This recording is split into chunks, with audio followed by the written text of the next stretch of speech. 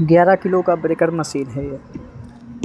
और मैंने थंबनेल में जैसा कि इशारा करते हुए आपको बताया हुआ है, थंबनेल तो आपने देखा ही है।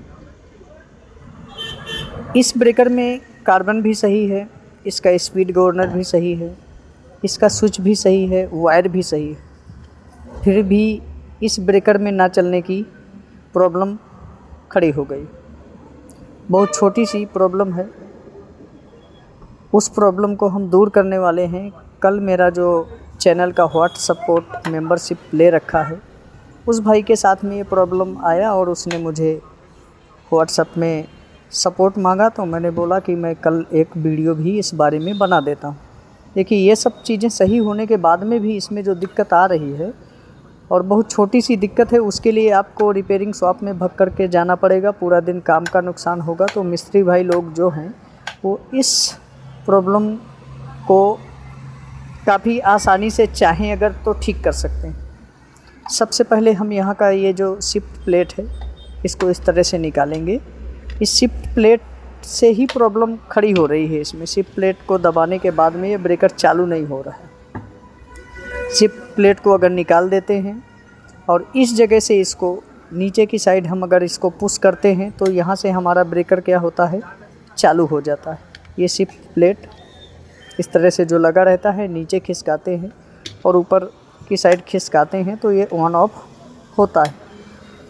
इसी जगह पर ये बिल्कुल छोटी सी प्रॉब्लम रहती है और हम चेक करके परेशान हो जाते हैं, लेकिन फिर भी हमको फॉल्ट नहीं मिलता है कभी कभी। तो इस ब्रेकर को सबसे पहले पीछे की साइड से हम लोग खोल लेंगे। तो इस मशीन को सबसे पहले इस जगह से हम लोग जो सभी स्क्रू लगे हुए हैं वो सभी स्क्रू खोल करके बाहर निकालते हैं, फिर समझते हैं अंदर की क्या प्रॉब्लम हो जाती है, जिसके कारण से हमें काफ़ी परेशानी का सामना करना पड़ता है।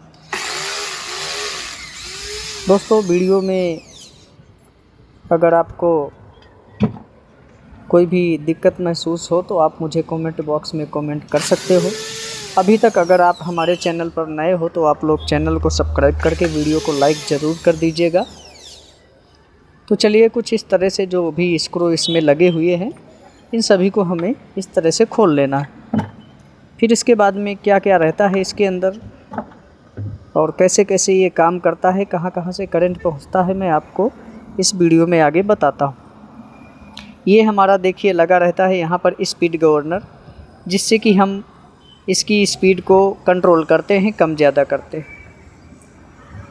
देखिए, थोड़ी अच्छे से समझाने की कोशिश करता हूँ। ऊपर स्पीड गवर्नर, ये हमारा हो गया मेन लाइन, जहाँ से हम इसको सप्लाई देते हैं। यहाँ पर 2 स्क्रू लगे रहते हैं, ठीक है। ये वायर भी कभी कभी ख़राब हो जाते हैं, तो यहाँ से स्क्रू खोल करके वायर आप चेंज कर सकते हो। ये हमारा स्विच लगा हुआ है, स्विच के आगे ये जो 2 पॉइंट लगे हुए हैं, जैसे ही हमारा ये पुश होता है इस तरह से, तो ये हमारा जो ये स्विच लगा हुआ है, इसको पुश होने की वजह से हमारा आगे करंट पहुंचता है, ठीक है। अब ये चीज़ क्या है, ये जो स्विच लगा हुआ है, अगर ये स्विच ख़राब हो जाता है तो हमें इसकी चेंज करने की ज़रूरत पड़ती है। अब देखिए, यहाँ पर ये 2 वायर लगे हुए हैं, स्विच के सहारे से होते हुए हमारा स्पीड गवर्नर में, और स्पीड गवर्नर से आगे हमारा फेल कॉइल में करंट जाता है। अब स्पीड गवर्नर से हमारा स्पीड भी कंट्रोल होता है। अब ये जो शिफ्ट प्लेट लगी होती है इसमें, जिससे हम ऑन ऑफ करते हैं, ये वाला बेयरिंग लगा रहता है, जो कि इस जगह पर टच होता है। यहाँ पर जो आपको ये टच होने का नोब जैसा दिख रहा है, ये देखिए बेयरिंग इस तरह से घूमता है, इस जगह पर ये टच होता है। जैसे ही टच होता है वैसे ही ये नीचे की साइड इस तरह से पुश होता है, और जिस तरह से हमारा जैसे ही ये पुश होता है वैसे ही हमारा स्विच में से कनेक्शन आगे जाने लगता है। तो प्रॉब्लम कहाँ आ जाती है, कभी कभी जब हम शिफ्ट प्लेट दबाते हैं हमारा मशीन नहीं चलता है, तो ये वाला जो एरिया रहता है ना, ये एरिया, ये क्या हो जाता है, धीरे धीरे धीरे धीरे धीरे धीरे करके और घिस जाता है। अब घिस जाने के बाद में ये जो हमारा स्विच को इसको पुश करना चाहिए, बराबर अच्छे तरीके से नीचे तक दबाना चाहिए। तो अगर वो एरिया घिस जाता है तो ये हमारा जो स्विच है ये अच्छे से ऑन पोजीशन में नहीं हो पाता है, और जब हमारा ऑन पोजीशन में नहीं हो पाता है तब हमारा आगे जो करंट है वो नहीं पहुंचता है। तो चलिए, अब मैं इसके बताता हूँ उपाय कि क्या क्या करना है हमें।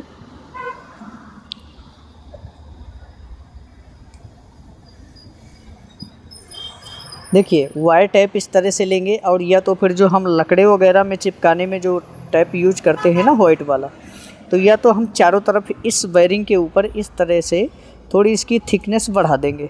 इसके चारों तरफ हम टैप लगा सकते हैं। लगाने के बाद में इस जगह से हमारा ये जो स्विच को है ये बराबर पुश करने लगेगा, जिससे हमारा मशीन चालू होने लगेगा। लेकिन फिर भी, और या तो शिफ्ट प्लेट भी हम कभी कभी नई भी चेंज करते हैं ना, तो भी हमारा ये जो बंद होने वाला ये प्रॉब्लम है ना, ये ख़त्म नहीं होता है। ज़रूरी नहीं है कि शिफ्ट प्लेट बदलने के बाद में हम इस चीज़ को ठीक कर पाएँ, ठीक है ना। तो अभी हमको इसको ठीक करने के लिए इस तरह का जो पट्टी है ना, इस तरह का जो पट्टी है ना, इस पट्टी को इस माप का यहाँ पर बॉक्स बांधने वाला ये पट्टी रहता है। इस पट्टी को हम इस जगह पर इस तरह से स्क्रैच करके हल्का हल्का और फेविक्विक या विट्रा के माध्यम से हम इसको इस जगह पर फिक्स कर सकते हैं यहाँ पर, जिससे हमको यहाँ पर बेरिंग में जो हमारा शिफ्ट प्लेट टच होता है उसको काफ़ी सपोर्ट मिल जाता है और ये ब्रेकर हमारा चलने लगता है। ये समस्या मेरे पास में भी कई बार आई है, तभी मैंने जा कर के इसका इस तरह का उपाय देखा है। और या तो फिर हमको ये जो पूरा ब्लैक वाला नॉब लगा हुआ है उसको चेंज करने के लिए हमको पूरा ब्रेकर खोलना पड़ता है, पूरा का पूरा गियर बॉक्स खोलना पड़ता है, तब जा कर के हम इस समस्या से छुटकारा पाते हैं। तो इस टाइप का कुछ उपाय आप करके और इस चीज़ को आप सही कर सकते हो। अब चलिए हम इस तरह से मशीन को फिट कर देते हैं। ये दो चीज़ें मैंने इस वीडियो के अंदर बताई हैं जो कि काफ़ी हेल्पफुल हैं आपके लिए, और मिस्त्री भाइयों के लिए तो बहुत, जो लोग इसको चलाते हैं, यूज करते हैं। इस छोटी सी समस्या का निवारण आप बड़े आराम से कर सकते हैं। चलिए हम इसको फिट कर देते हैं, क्योंकि जो शिफ्ट प्लेट रहता है बहुत सारे लोगों को उसको सही से फिटिंग करने की जानकारी भी नहीं रहती है। तो ये स्क्रू कसने के बाद में मैं शिफ्ट प्लेट को भी बता देता हूँ कि किस तरह से आप लोगों को सेट करना है। तो चलिए जितने भी हमने स्क्रू खोले हुए हैं इन सभी स्क्रू को इस तरह से कर देते हैं फिट। अब फिट करने के बाद में इसका जो शिफ्ट प्लेट है इसको हमको किस तरह से सेट करना है, वैसे ये चीज़ तो काफ़ी लोगों को मालूम ही रहती है, लेकिन फिर भी मैं इस वीडियो के माध्यम से जो बिल्कुल नए लोग रहते हैं ना, उनको हो सकता है कुछ हेल्प मिल जाए। तो देखिए ये ऊपर वाले जो कॉर्नर रहते हैं इस तरह से इस जगह पर इसको हमको सेट करना रहता है, ठीक है। और ये वाला जो एरिया है ना हमारा, ये नॉब वाला, इसको नीचे की साइड इस तरह से स्क्रू ड्राइवर से दबाना रहता है, ठीक है ना।